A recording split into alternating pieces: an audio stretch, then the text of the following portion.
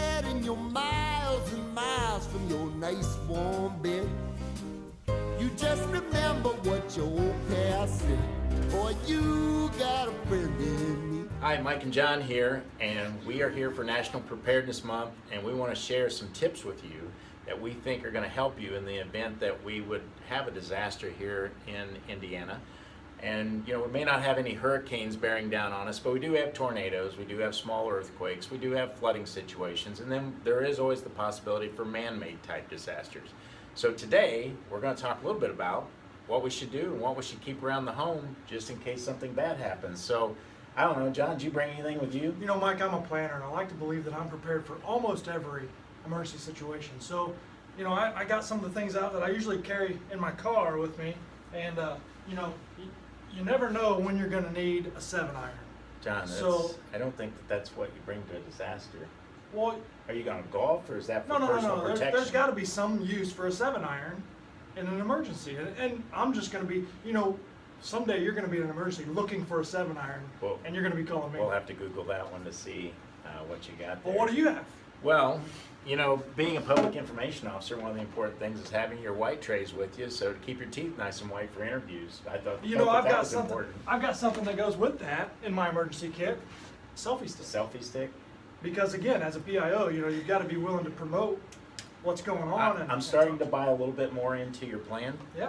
So I got one more here because I'm really having a hard time letting go, and I feel like that I always keep this with me. Yeah. Is my Pat McAfee jersey. I'm just having a hard time letting this go. Do you think? I mean, this keeps me warm. You know, in an emergency, I guess it could be used as a rag or a blanket or something. Sorry, Pat. You really didn't mean that. So let's. What else you got there? Of course. You know, you always need the safety helmet, and this just happens to be the one that I carry with me. So Yeah, I hope you didn't spend a lot of money on that. This is high quality stuff. Again, you're taking things from your family. What did you bring from your mother-in-law? Usually you take something from your mother-in-law to bring. What did you bring from your mother-in-law's house that you did not tell her about? I don't think I've got anything here, but good, you finally left alone. You just took your kids' toys. I do have. Badminton, right? Now what are you going to use this for?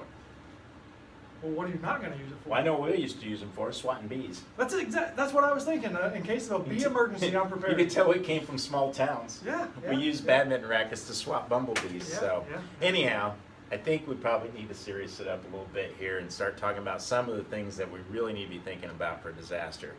So when we start going down the list, and they provide, if you go to ready.gov, they provide you a huge list of items that you can go through. This is the website right here that FEMA puts out there, and go there. It's a real simple list, and you know, you don't have to run out and buy everything in one day, but start stockpiling these items. So the first thing I'm going to talk about, John, is water. It's important. At least 1 gallon per person per day. So stock up on bottled water, buy it by the gallon, because I know I get thirsty just sitting in hot cars with you. So Yeah. I know how important it is to stay And how hydrated. many days do you think somebody should prepare For about 3 days. 3 days. So I would plan on 3 days of going down and following this list of preparing everything. And then the other thing, and I brought this for you, leaf spinach, because because if it's you so looked at me delicious. and you looked at John, I think he could use a little spinach, because you know that's what Papa eats, right? Yeah. Yeah. So, but all kidding aside, non-perishables. So we're looking at spinach and chunk white. Do you like tuna? I do like tuna. I like tuna. You can eat this right out of the bag. That's the Yeah. great thing about it. So power goes out, can't cook. Yep. Bust open some spinach and some chunk tuna. And you know, don't forget about your furry friends. You need to stockpile some pet food here. Absolutely. Extra food for your dogs and your cats and your animals that might be stranded with you as well. You know, and keeping a cage that you can put your animals in if you would have to evacuate is huge, because as first responders, we don't always carry cages with us, something that you can safely keep your animal in the event of a And is disaster. it possible, if you were evacuating people, that you wouldn't be able to take somebody's pet if it wasn't caged? That's very true, and that we saw a lot of that being reported back from Hurricane Harvey, that there were a lot of pets left behind because they just did not have the ability to take them with you. Yeah. So we don't want that to happen. We want to see everybody's pet go with them. They're an important family member. But I've got something pretty important too. Now, John, what are you gonna do with this? It's a flipper. It's one flipper. It's actually a fin.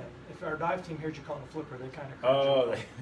And I apologize to all you public safety divers out there that I just called that a flipper. What, this one you've been chewing on. No. That's from the shark attack. I don't like to talk about it. Oh, all right, pretty traumatic event. Yeah. Anyway, let's move on. All right, let's move on. So, as we go down the list of some things here, batteries. Okay, and when I talk about batteries, like get batteries for whatever you need. Flashlights, because John and I have our flashlights, our backup batteries, and then the other thing that we need to have here, and pardon me while I reach up here to get this, these little battery packs you can buy just about anywhere, and you can recharge your iPhone, your iPad from these, and they're really handy. I have Are about you sponsored by like Apple? Because here you go once again with these name brand dropping. Other people have other types of phones as well. You know, one of these days you're going to thank me for name dropping. I hope so. You know, it's going to pay off. I hope swear so. to God, it's going to pay off. So keeping these little chargers ready, so if you lose power, you still have the ability to charge your phone. You know, the other thing is turn your phone on and off. If you don't need it, turn it off. John, what do you got there? You know, it's important to write down phone numbers for family members and emergency contacts, people that you may need to call because maybe your phone won't work. Maybe, you know, we keep all these numbers in our phone book. Nobody remembers phone numbers anymore. Write them down, laminate it, and put it in your emergency prepared You know, kit. So you can on prepare. here, now, most people would have thought that I'd even put you above my wife because we've taken some ribbing here recently about, Yeah. but I did put my wife above you. I'm sure and I she have your number on appreciates here because I'm calling you. If I need some help, you're the go-to guy. For I'll me. be there, man. Yep. And so then, let's move on down the list here. So medications. And John, I know you're heavily medicated most of the time, from what I can tell. But make sure that On you sugar. have... On sugar. On sugar? Yeah. I'm just kidding. He's really not heavily medicated. So if you see him driving down the road, don't avoid him. It's perfectly okay. So make sure you have a good stockpile of your medications on. You wouldn't want to run out in the middle of some sort of disaster. So make sure that you have those. And a little further on that, stockpile. Mike, make sure they're in the proper containers. Yes. Don't just throw them in a baggie or where they could get mixed in where a child might be able to get to them. Keep them in the safety container that they come in so that the label's on there. If the first responders find you and need to administer medication, they need to know what it is. And having them here is going to be the key to that. Weather alert radios. I know, you know, a lot of people have these in their homes. Oh, sorry, I didn't mean to almost poke you in the eye Sure. with that. Make sure you have a weather alert radio. The great thing is if you do lose power, they have battery backups so that you can receive any weather alerts that may come through in the event of an emergency. So have one of those on hand. You can pick those up at just about any big box store. What do you got there in that bag? You know, John? this is a first aid kit, and I'm fortunate enough to be able to carry an AED. At first, I thought it was like a Buzz Lightyear pack or something like that that you stole from your kid. Yeah, well, but it's that's not. a good idea, actually. But no, first aid kit, and I know that everybody doesn't have access to an AED, and I'm fortunate to have that access. But inside here is also bandages, gauze, tourniquets, anything that you might have to use to render emergency aid until the first responders can get to you. So make sure you're stocking up and checking that stuff. Some of that stuff has expiration dates, so make sure you're checking that and updating it as needed. Another thing that a lot of people don't think about as a power source is we see these battery packs that we jumpstart our cars with. I mean, the stores, they build these now where you can plug phones into, you can plug and recharge items out of, and they'll last a very long time. So, and it's good to carry with you in your car if you would be out in a disaster somewhere, and that seems when things may go wrong with your car. So having something to jumpstart there with. And you know, we talk about sending messages. I found a genius way to send messages for help. I mean, why could you not just put a message on one of these big styrofoam airplanes that I keep in my emergency kit in my son's plane here? We could write a message on this and we could fly it to the neighbor's house. What a genius idea this is. I'm not quite sure that's FAA approved. It doesn't matter, it's an emergency. It's an emergency flight apparatus. Okay. Whatever excuse you got to use. We're gonna Again, use this I to get apologize messages to out. John's kids because all of their toys are here today. Now, as we kind of close things down here, talking about these emergency things, this is what I always Why would you ever need a Therapy. bongo jump? Therapy. Therapy, John. It's like in those moments of when things are tense, we're going to make a little music with our drum. So, anyhow, go to, what, you got something? Oh, well. The most important emergency supply in any emergency kit, Is the donuts. You know what this is, John? extra stash of donuts. You know what this is? You couldn't You know what? survive. You know what this is? This is your heartbeat increasing the moment you see a package of donuts. I do get pretty excited, and It is.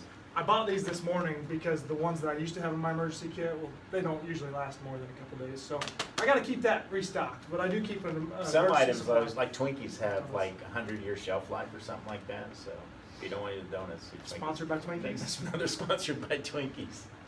So anyhow, you got anything else, John, over there you need to show us? No. We're good to go now? I think we're Okay. right. All right. Yeah. All right, so ready.gov. that's your site you need to go to get all the information you need to what to do for National Preparedness Month. We thank you for tuning in. Keep following us. We enjoy your comments. If you have any ideas that you'd like to see John and I do together within reason, then John and I would be more than happy to hear from you on that. Any And we closing want to comments? work with you on that as well. But no, it's important. We kind of had a little fun here today, but it's serious. We want everybody to be prepared for that emergency, for that disaster, so that you and your family can stay safe until the rescuers can get to you. And that's what's important, is making sure, because in the days leading up to a known disaster that's coming, a serious storm or something like that, a lot of this stuff is hard to find at the stores. It is. Or it gets really. I just saw an article about a case of water in Florida being sold for $25. It's crazy. So anyway, prepare ahead of time, and so that you can be ready. All right, so National Preparedness Month, get out there. Also, keep your prayers going for the people in Texas and also those down in the Caribbean and Florida who are getting ready to take the brunt of another storm. So Absolutely. everybody had a great day, and we'll talk to you soon. All right, be safe.